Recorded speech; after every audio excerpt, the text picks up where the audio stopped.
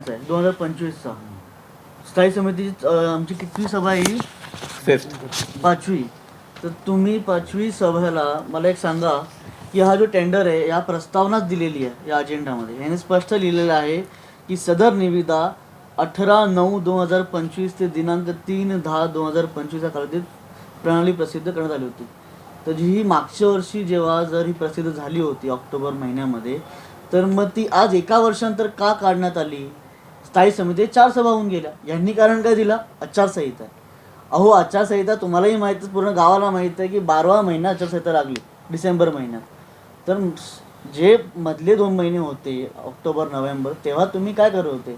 तर त्यांची ही सगळी प्रक्रिया चालू होती की कसं अपात्र करायचे या लोकांना आणि कसं माझ्याच माणसानं द्यायचा, तसंच मीच चालवणार. महापालिकाचे विश्वस्त आहोत आम्ही, कर्तव्य आमचं बनतं. पण इथे विश्वस्त कोण दाखवते? राज्य शासनाचे अधिकारी दाखवतात. कोण?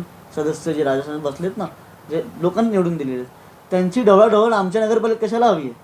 महापौर आहेत ना निर्णय घेणारे, पण महापौर पण कुठे दबले गेले दिसतात.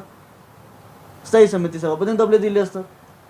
हे दबाव तंत्र जो यंत्रणा चालू आहे आजपर्यंत, भिवंडी महानगरपालिकेने हा दबाव तंत्र आजपर्यंत कधी बघितला नाही.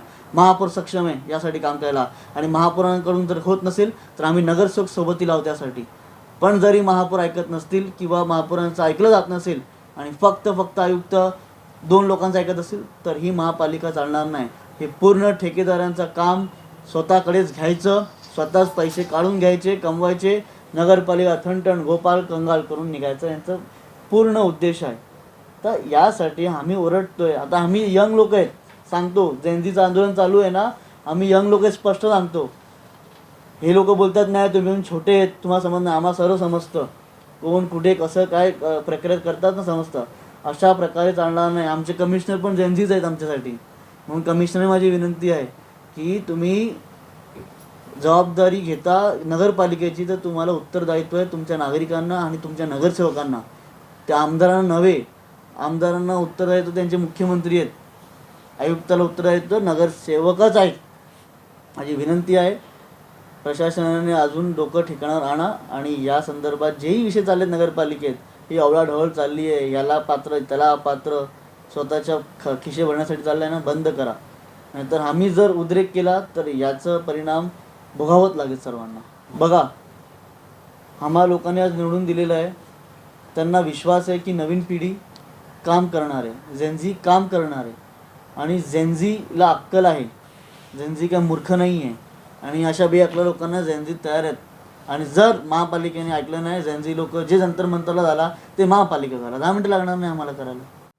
तो कल जो हमारी मीटिंग थी उसमें जो एजेंडा नंबर 2 था, उसमें असल में हम लोग वो रिजेक्ट इसलिए करवाना चाह रहे हैं क्योंकि उसमें कॉरपोरेशन का कोई भी एंगल से फ़ायदा नहीं है. एक्चुअल में क्या होता था, जब भी कोई बिल्डिंग गिराने का कॉन्ट्रैक्ट कोई कंपनी लेती है, एक्वायर करती है, तो हमें एक पर्टिकुलर रॉयल्टी अमाउंट कॉरपोरेशन को वो पे करती है. अब ये रॉयल्टी अमाउंट कहाँ से आता है?